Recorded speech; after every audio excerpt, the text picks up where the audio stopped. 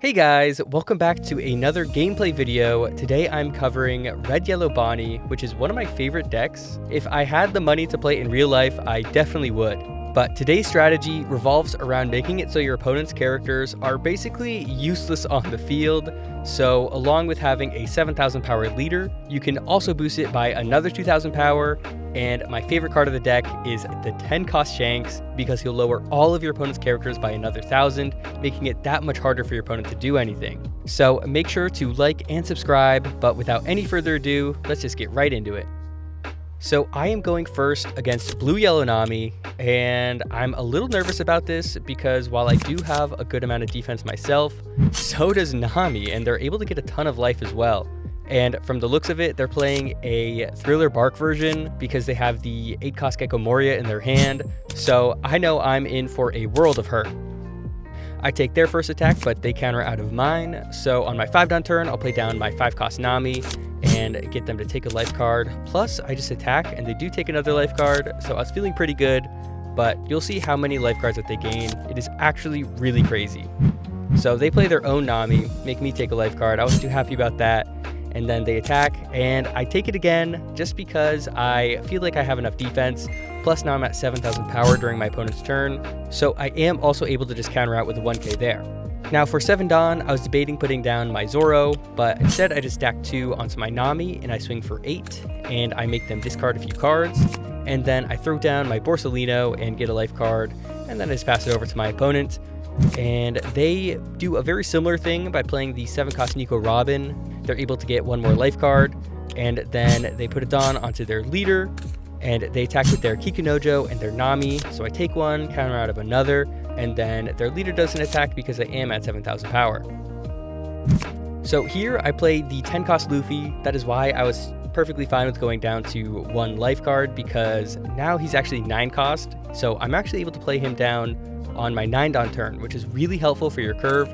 I discard a brick from my hand, and then I'm actually at 7,000 power, and I'll be 9,000 power during my opponent's turn. So I'm feeling pretty good about this. I do attack over their Nami, and they choose to counter out. And I did that because with only a few cards in their hand, I was thinking they might not have the best target to play down, and in any case they do have 3 life cards, so I wouldn't be punished if they played down a Borsalino. Now they play down a 10 cost Newgate here, which is just really good for them. So they have 2 Dawn onto their leader and their Kikunojo. So they attack over my Nami. I use the effect, so I'm able to play down a Borsalino and get an extra life card. That's very good for me. Now I have 2 blockers, plus that 10 cost blocker Luffy, which I low-key think I forgot about. So I took a life card when I probably didn't need to, but it's totally fine. So I use my leader to lower their Newgate by 1,000 power, just to make it less free to just block with. Now they won't even be able to use a 2k because he's actually at 10,000 power now that I played the Shanks down. So I attack with my Luffy, they take the life. I attack with my leader into their Kikunojo, and I give them an extra life card, but at least there's a little less pressure on my life, and then I attack them again. So I'm feeling really good about how my field looks. Now they play down the 7 cost Nico Robin, and they get another life card, so they're back at 3. And then they attack my leader, so I counter out. And then they try to attack with their Nami while they're only at 6,000. So when they attack with their Nico Robin, I treat it like it has a Dawn card, so I give them a 2k here. Again, I'm just using my leader to lower their Newgate, so it's less free to just counter out of. So now I use my 7 cost Zoro, so now my leader is at 7,000 power during my turn, and he's rushed. So now I attack into their Nami again, still not afraid of a Borsalino, and so this time they do get to play something down though, and it's a Rayleigh, which I was not expecting at all. So unfortunately they're able to get rid of one of my Borsalinos, which is definitely not super good, but luckily I still have another one on the field, and I'll be a 9,000 power leader during my opponent's turn, so I still have a lot of defense. Now I attack with my Luffy, and they get a trigger, really good. So they play the Perona, and they make it so my Borsalino can't attack this turn, which is not a big deal at all since I wasn't going to attack with him anyway, but at least it's still a character on the field that you can attack with. So now I just attack with my Shanks, and they block and give me 2 cards out of their hand, and then I stack everything onto my leader, and I attack 10 into life, and they take this one as well. But unfortunately, it's another trigger, and so they're able to get a Zoro onto the field, and then discard a card and get another life card. It was really annoying. I couldn't believe they got that. Now my opponent just put some Dawn onto their Nico Robin and attacks my leader. So I give them a 1k, and then they do the same thing. I give them another 1k. It's so good that they just had to use 2 Dawn twice there to just attack equally into my leader. Otherwise, I'd have to use 2Ks, or they'd have 2 extra Dawn cards. This Shanks is just putting in tons of value. They attack with their leader as well, so I just counter out of that. And then they don't dare attack with their Newgate, so they pass it over to me. And I use my leader again. Of course, I'm just lowering that Newgate. So now I go 9 into life, and they take it. So now they get a blocker. That's just crazy too. So now I attack with my Luffy. They use the blocker. I stack onto my Borsalino because at this point, I see that I probably have game. I don't see a way I could lose this. So they take this one. I stack everything onto my leader. Now I'm attacking 11 at life, and they have to block. And because they're lowered, Newgate's dead. So now I attack with my Shanks, and they just don't have the counters in hand, and I'm able to win the game. Bonney is just an incredibly fun deck to play because you can drop 10 cost cards on your 9 Dawn turn. I really like going first in this deck, I should say.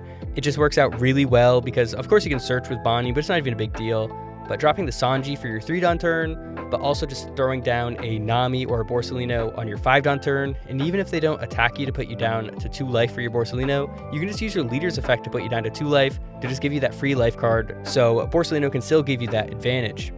On your opponent's first 10 Dawn turn, when you have 9,000 power and a blocker on the field, you are in a really good position where you're definitely not afraid of losing the game. And then he's just a big swing the next turn, so throwing down the Shanks as well, you can really clear your opponent's field. Plus, he just provides so much defensive value, so that's why I play 4 copies of him and only 3 copies of the Luffy, because I needed to cut some bricks some places. So I felt like this guy was a better 10 cost option.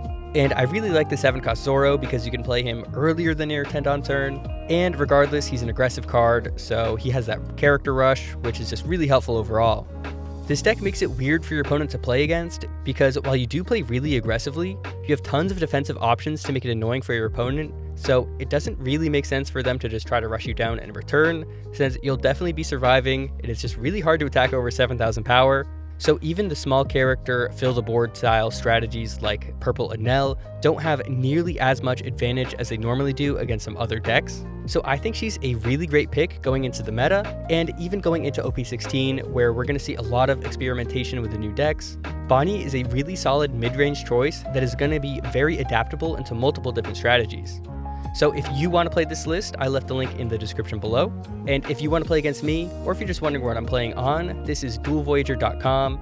It is the best place to play One Piece online. It has more features than any other sim. You can save and share replays, spectate live matches, and even unlock alt arts like this jewelry Bonney that I have here. So make sure to check that out. And while you're at it, go ahead and join my Discord if you want to play in my weekly tournament. But anyways, if you're still here, you're the best, and I'll see you guys next time.